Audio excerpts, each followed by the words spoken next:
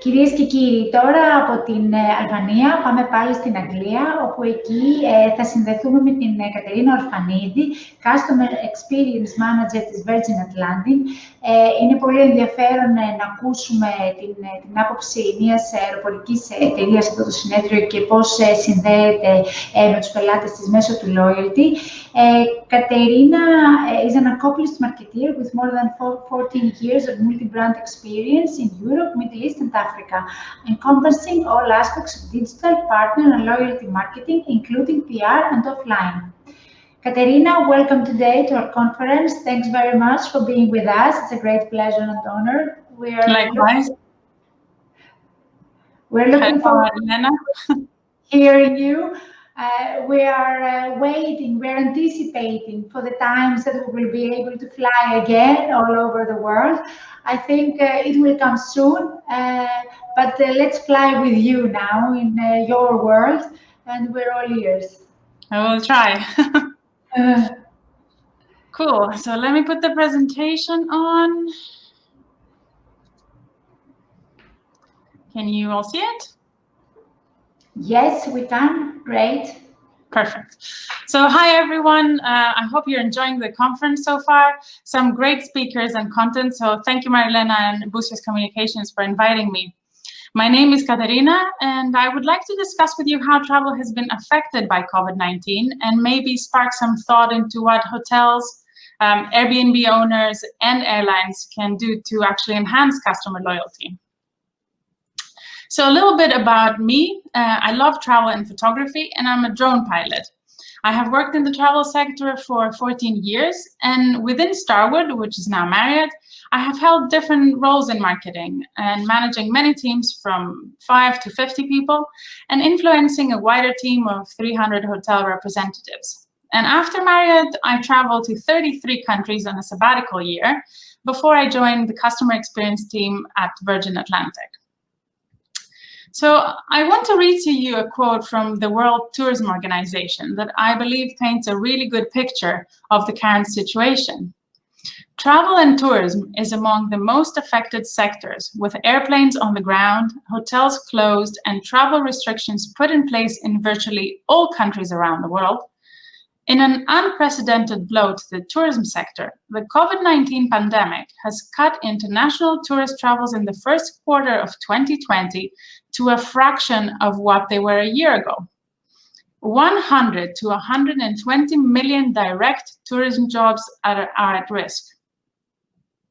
So, in the beginning of this crisis, everybody was waiting for this virus to go away, and we either froze or paused our plans.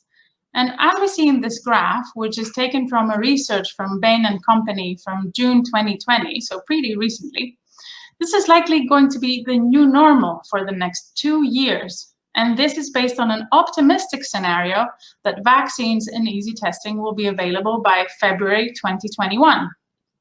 So now people figure out how to do things in different ways. Many companies, as well as countries and governments, had to evolve and adapt in the new norm to keep going. Think how many times in the past few months you have bought goods on your phone compared to the same time a year ago. So from groceries to Alfredo. Think of all the companies that closed because they didn't adapt in the new norm. And how many apps have been added to your smartphone? In the travel sector, as you know, we had very big challenges due to lockdowns, quarantines, and travel restriction. My company had to let go half of its staff, and probably half of our planes were retired early. But how can we get through this crisis? How do I manage and lead through change? How do I ensure safety? How do I build agility? How do I stay relevant to customers, employees, shareholders, and the community? How do I make the best out of this situation? And I'm sure we all did this in a personal level. Many of us in my sector were found furloughed, which is a nice term for being at the bench of the team and had to find new hobbies and interests to keep us busy and self-develop. We need to do the same with our companies to ensure survival. How do I accelerate through recovery? How do I quickly mobilize people, reestablish customer relevance, and reactivate supply chains? How do I make sure that I focus on the things that were taking too much time before, perhaps? Like a new website, a new logo, a renovation. How do I keep my staff engaged and trained and ready to start working again when it's time? How do I retool for the future then? How will the industry evolve? How do I adapt capabilities, offering, and ways of working? How can I make sure there is not a lock on the door when this is all over? That's the key. We see, for example, many restaurants that are empty, but because they sell food on the online platforms like Volt and eFood, they are thriving. These days, you can assume a restaurant is good if you see all the delivery guys outside. The ones that will not adapt, unfortunately, will not get to see the end of the crisis. And at this point, as I do know that it is a loyalty conference, I wanted to clarify that, although I could be talking about points and member acquisitions campaigns and redemption partners, I strongly believe that during this time for travel, it is important to go back to the basics and do them exceptionally well. If someone decides to travel right now, we need to exceed their expectations. We need to make them feel safe and give them value. So we have to deliver in quality and value more than it is expected, be consistent, talk to customers regularly, focus on customer experience and service and not on sales, stay on our toes, and offer more flexibility to suit our customers. So let's look at how our customers feel right now. These stats are based on an IATA survey of recent travelers about the impact of COVID-19 on the passenger perception of the industry, as well as expected traveling behaviors. The main purpose was to better understand what passenger trends to expect in the near future, which would help shape guidelines for the industry recovery. So see if you feel the same with these stats. First, 81% of the travelers are concerned about seated to a neighbor, next to a neighbor. 65% of the travelers are concerned of handing over their documents to airport officials. 75% are worried about the air quality in the cabin. 84% would prefer touchless processes in the airport, and 72% are concerned about touching the cabin surfaces. All of the above make me think that we need to have these three key principles in mind when we provide solutions. So, touchless interactions, providing enough space, and enhanced cleanliness. So how do we react now? While I was researching for this conference on what is important for travelers right now, I tried to group together some key themes that I will give you a bit more detail as I present you each one now. So firstly, enhance trust on cleanliness and safety. Now, more than ever, employees and customers need to feel safe. So what you can do on that, like some ideas, are educational campaigns on in-flight air circulation. Not many people know that cabin air actually changes every 3 minutes, and how HEPA filters keep us safe. So Marilena, if you want to take the plane, please do. It is safer to be on a plane than a bus right now. And standardize the cleaning protocols on planes, Airbnbs, and hotel rooms is important. Plan for additional cleaning time for rooms, but also on turnaround schedules for planes, as 30 minutes may not be enough. Second, make customer satisfaction your biggest priority, and I cannot stress this enough.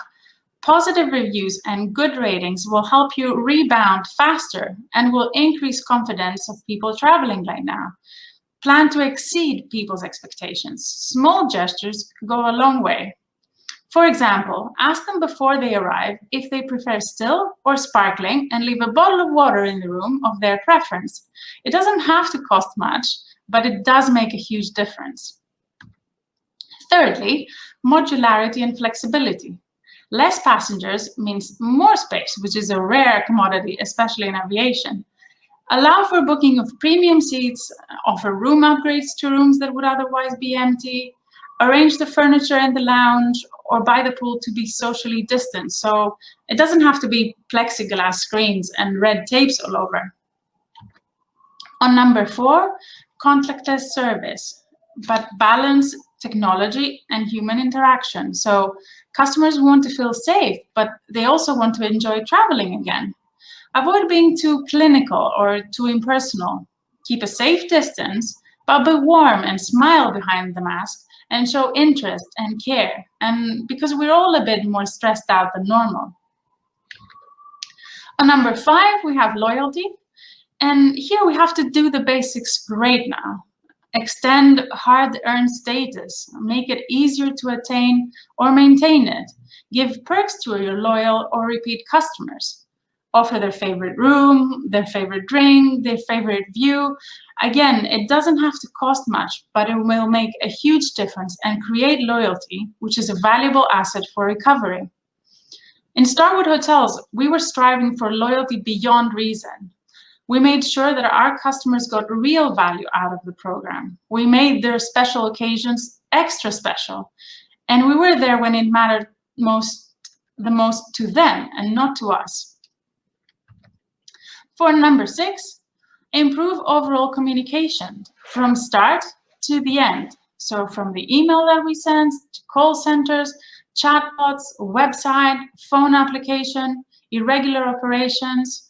Communication matters, and if it can be contactless, it's even better. Which brings me to number 7, accelerate your digital roadmap. And I think we've heard this in this conference a lot. So I would reinforce and say, focus on touchless communications via the app, or if you run a smaller independent hotel or an Airbnb, use WhatsApp or SMS. For airlines, digitize onboard magazines, enable online ordering in the lounge, because nobody really wants to touch previously used menus before eating anymore. For hotels and B&Bs, improve your website. I visited 20 Greek islands this summer while I was on furlough, and the amount of not great websites I encountered was unsettling. Enable online ordering in restaurants and mobile room check-in if you can. There are so many tools out there that you can use for free. So ask me offline if you need more details on these tools.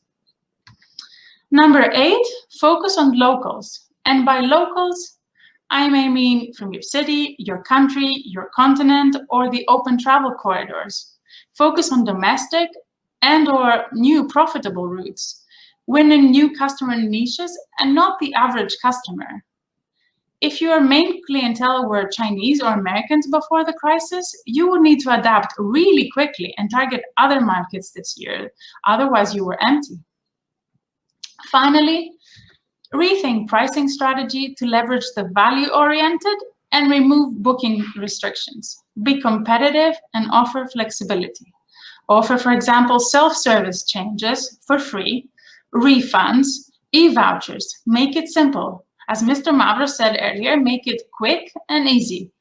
So it's better to sell a room covering your costs and getting reviews and higher ranking in third-party booking sites like Expedia and Booking, as well as in review sites, than keeping it locked. So these reviews will be your vital currency for recovery.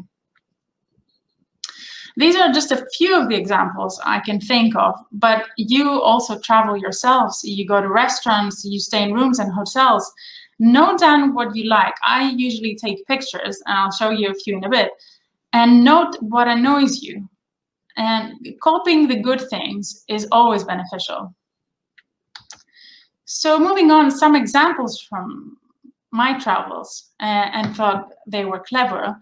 For example, firstly, the elevators at Heathrow Airport have these signs and special self-cleaning materials. I like the Aegean Stream app and the fact that Blue Magazine is now available online. But I didn't really love the food offering, especially as a gluten intolerant, and I think that the contents and presentation could be better. Airlines need inspiration from bento boxes and takeaway restaurants like Pret a Manger on packaging. I was impressed by Hilton Clean Stay, which is their new program, when I stayed at the DoubleTree Hilton near St. Pancras.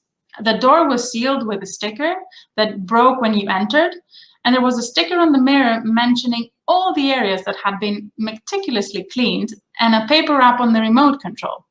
And I don't know if it was, to be honest, but it definitely felt a lot safer.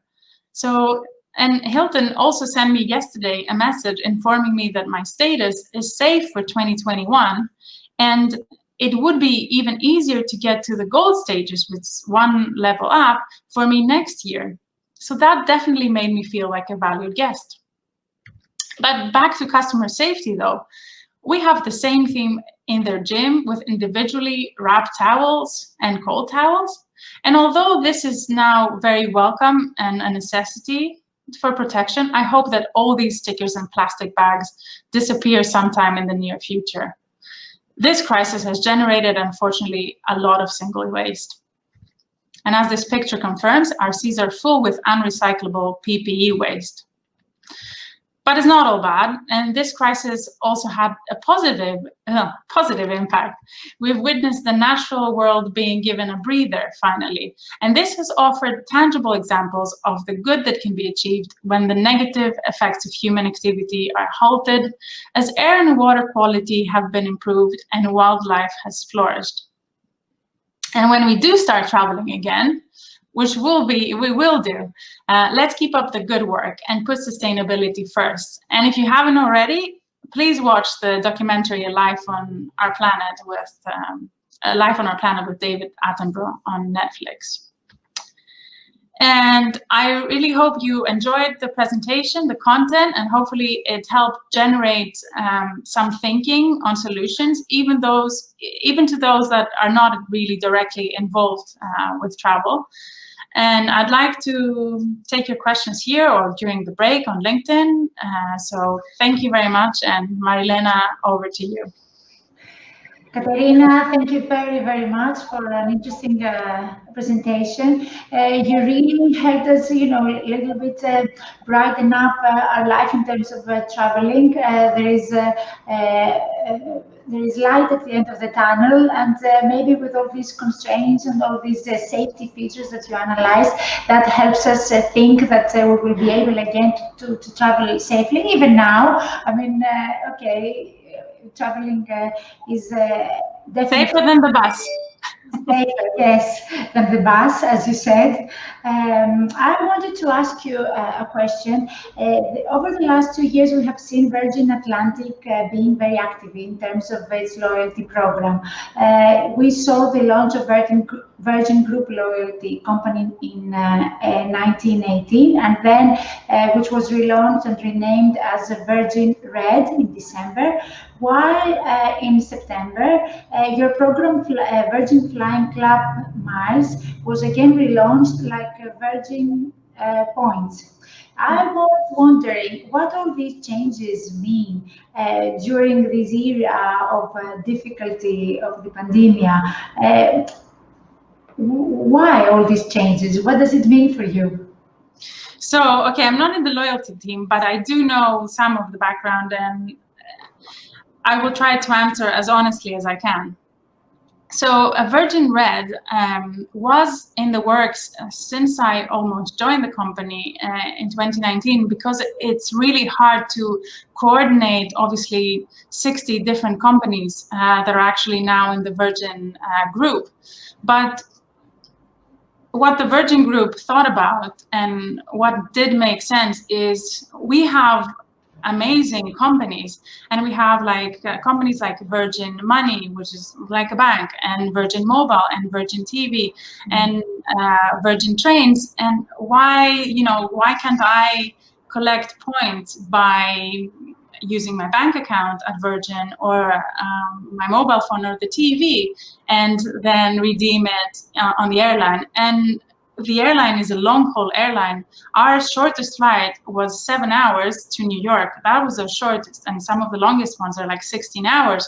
Mm-hmm. So it's kind of like, if you're not a heavy traveler that does probably the New York-London route, then probably you won't use the airline as often, so that redemption is easy. And this made it a lot easier to be able to collect miles, but also redeem miles in other companies that made sense.